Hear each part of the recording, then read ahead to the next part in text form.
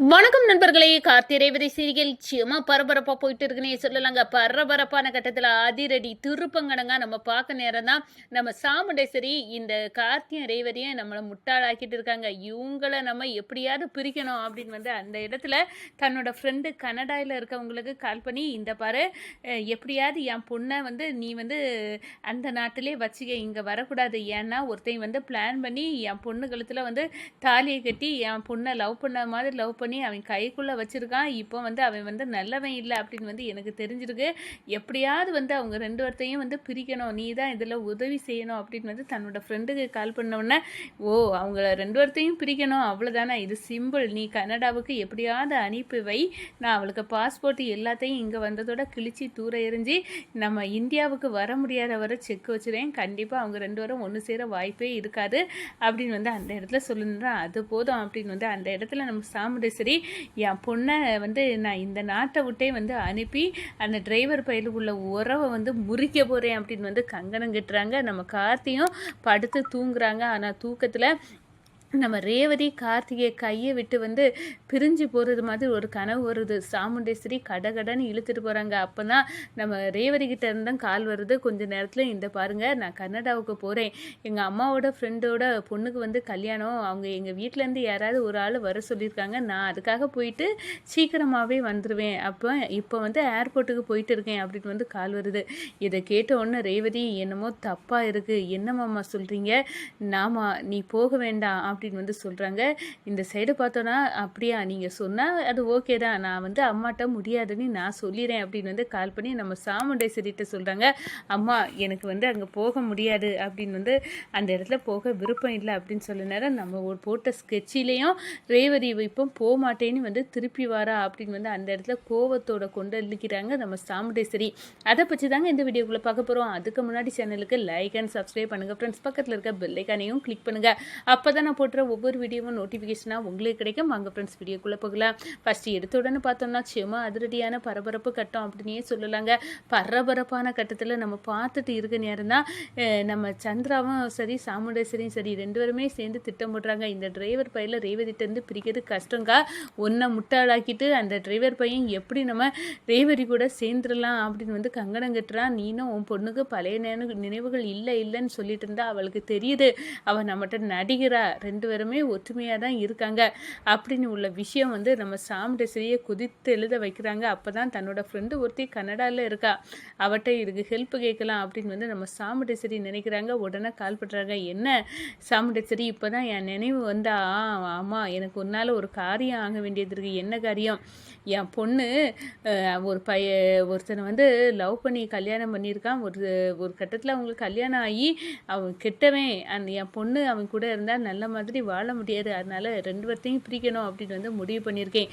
நீ உன் நாட்டுக்கு அனுப்பி வச்சா நீ என் பொண்ணை இந்தியாவுக்கு வர மாதிரி வராத மாதிரி நீ பார்த்துக்கிடணும், உன் நாட்டிலே இருக்கணும், அப்போ தான் இவனை பிரியறதுக்கு சரியான சந்தர்ப்பமாக இருக்கும். அவன் எந்த கான்டாக்டும் ரேவதி கிட்ட வைக்க முடியாமல் திணறணும் அப்படின்னு சொல்ல நேரம், என்ன சாமுண்டேஸ்வரி, நான் ஒன்றுமே இல்லாமல் நம்ம நாட்டில் கஷ்டப்பட்டுட்டு இருக்க நேரம் தான் நீ தான் என்ன வெளிநாட்டுக்கு அனுப்பி வச்சு என் பிஸ்னஸை வளர்த்து விட்டது நீ தான். அப்படி இருக்க நேரம் நான் உனக்கு உதவாமல் யாருக்கு உதவ போகிறேன்னு சொல்லு, உன் பொண்ணை நீ கனடாவுக்கு மட்டும் அனுப்பி வை, அதுக்கு பிறகு நடக்கதை நான் பார்த்துக்கிட்டேன். இங்கே வந்ததோட அவள் கையில் இருக்க பாஸ்போர்ட்டு விசா எல்லாத்தையும் கிழிச்சு தூக்கி எரிஞ்சிக்கிட்டு இனி அந்த நாட்டுக்கு போகாத மாதிரி அவளுக்கு ஒரு செக்கை தூக்கி நான் வச்சு விடேன் அப்படின்னு சொல்லுனேன் நம்ம சாமுண்டேஸ்வரிக்கு. அது பண்ணிட்டா போதும், என் பொண்ணு இந்தியாவுக்கே வரக்கூடாது, அங்கேயே இருக்கட்டும். இவ ஏன்னா இந்த டிரைவர் பையில பிரிக்கிறதுக்கு வேற வழியே இல்லை, அதுக்காக தான் நான் உன்ட்ட உதவி கேட்குறேன் அப்படின்னு சொல்லினேன். கவலைப்படாத, இனி உன் பொண்ணு ப்ராப்ளம் எந்த ப்ராப்ளமும் இருக்காது, அவள் இந்த நாட்டுக்கு வந்துடுவா, சரியா, நீ அனுப்பி வை அப்படின்னு சொல்லினேரம்.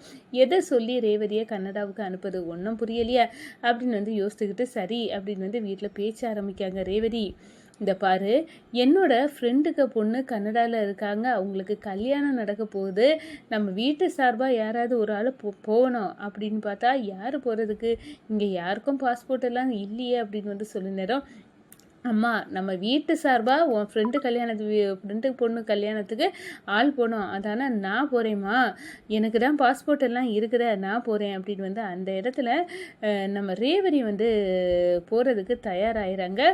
இந்த சைடு பார்த்தோன்னா நம்ம கார்த்தியும் தூங்கிட்டு இருக்காங்க. அவங்க கனவுல நம்ம சாமுண்டேஸ்வரி வந்து நம்ம ரேவதி கார்த்தியும் வந்து பேசிட்டு இருக்க நேரம் தர தரணி எதுக்காக நீ இவனு கூட பேசிட்டு இருக்க, வா போவோம் அப்படின்னு வந்து தர தரணி வந்து கையை பிடிச்சி இழுத்து நம்ம கார்த்திகிட்ட இருந்து ரேவதியை பிரிக்கிறது மாதிரி ஒரு கனவை பார்க்குறாங்க. அப்படியே அரண்டு போய் முழிக்கிறாங்க. அப்போ தான் கொஞ்ச நேரத்தில் நம்ம ரேவதி வந்து கார்த்திக் கால் பண்ணுறாங்க. என்ன ரேவதி இந்த காலையிலே வந்து கால் பண்ணிவிட்டு, ஆமாம் மாமா நான் வந்து உங்கள்கிட்ட விஷயத்த சொல்லதுக்கு தான் கால் பண்ணுறேன். எங்கள் அம்மாவோட ஃப்ரெண்டு கன்னடாவில் இருக்காங்க. அவங்க பொண்ணுக்கு வந்து கல்யாணமா, எங்கள் வீட்டு சார்பாக என்ன எங்கள் அம்மா அனுப்பி வைக்கிறாங்க அப்படின்னு வந்து சொன்ன நேரம் நம்ம கார்த்தி காலையில் தான் ஒரு கனவு கண்டேன்.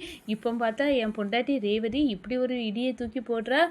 ஏதோ தப்பாக இருக்குது ரேவதி. என்ன மாமா சொல்கிறீங்க? உங்களுக்கு நான் கன்னடா போகிறதுல விருப்பம் இல்லையா? ஆமாம் ரேவதி, ஏதோ தப்பாக தான் இருக்குது அப்படின்னு வந்து அந்த இடத்துல வந்து சொல்லுறாங்க. ஒரு கட்டத்தில் பார்த்தோன்னா, உங்களுக்கு விருப்பம் இல்லாத செயலை நான் எதுக்கு மாமா செய்ய போகிறேன்? கன்னடாக்கு நான் போக போகிறதில்ல.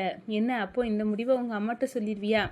ஆமாம் மாமா, இப்போவே நான் சொல்லிடுறேன். ஏர்போர்ட்டுக்கு போயிட்டு இருந்தேன், இப்போ கிளம்பி வீட்டுக்கு வந்துடுவேன்.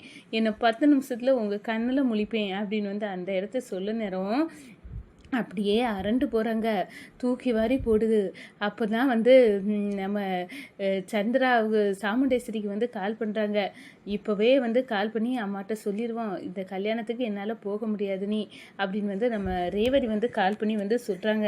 இந்த பாருங்க அம்மா, நீங்கள் அனுப்பின கல்யாண வீட்டுக்கு என்னால் போக முடியாது கன்னடாக்கு. எனக்கு வந்து வேறு வேலை இருக்குது, நான் போகலை அப்படின்னு சொன்னேன். என்ன ரேவதி நீ போக மாட்டியா அப்படின்னு வந்து கேட்க நேரம், ஆமாம்மா எனக்கு வந்து பிடிக்காத விஷயத்த நான் செய்ய முடியாது, நான் ரிட்டன் வீட்டுக்கு தான் வந்துட்டு இருக்கேன் அப்படின்னு வந்து வருது.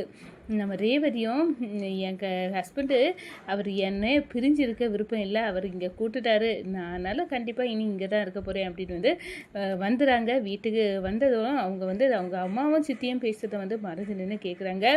அப்போ தான் வந்து என்னக்கா இனி பண்ண போகிற? எப்படியாவது ரேவதியை அந்த டிரைவர் பைல்கிட்ட இருந்து பிரித்து கன்னடாக்கு அனுப்பி இங்கே இந்தியா வர முடியாதவாறு செக்கை வச்சுருவேன், இனி அந்த பிரச்சனை இருக்காது அப்படி இப்படின்னு சொன்னேன். ஆனால் நிலைமையெல்லாம் தலைகீழ போது. ரேவதி வந்து இப்போ கன்னடாக்கு போக மாட்டேன்னு இங்கே வந்துட்டு இருக்கா.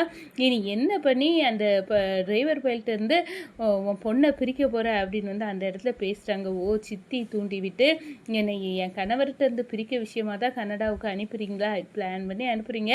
என் கணவருக்கு இது தப்புன்னு வந்து தெரிஞ்சிருக்கு, அதனால தான் அவர் வந்து கண்டிப்பாக எனக்கு வந்து போகக்கூடாதுன்னு தடுத்துருக்காரு. ரொம்ப நல்ல விஷயந்தான் அப்படின்னு வந்து சொல்லிட்டு நம்ம சந்திராவை பார்க்குறாங்க தனியாட்டு.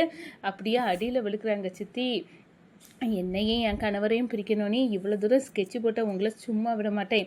என்னை கன்னடாவுக்கு அனுப்பி என் புருஷங்கிட்ட இருந்து பிரிச்சிடலாம். நீ பார்த்தீங்களா, எனக்கு வந்து தெரியாமலாம் இருக்குது நீங்கள் இப்படியெல்லாம் பண்ணுது. எனக்கு அது தெரிஞ்சுதான் நான் போகலை. இனி வந்து உங்களுக்கும் சிவனாண்டிக்குள்ள உறவை நான் எப்படி வந்து எங்கள் அம்மா கிட்ட போட்டு கொடுக்கேன்னு பாருங்கள் அப்படின்னு வந்து அந்த இடத்துல சொல்கிறாங்கங்க. வணக்கம்.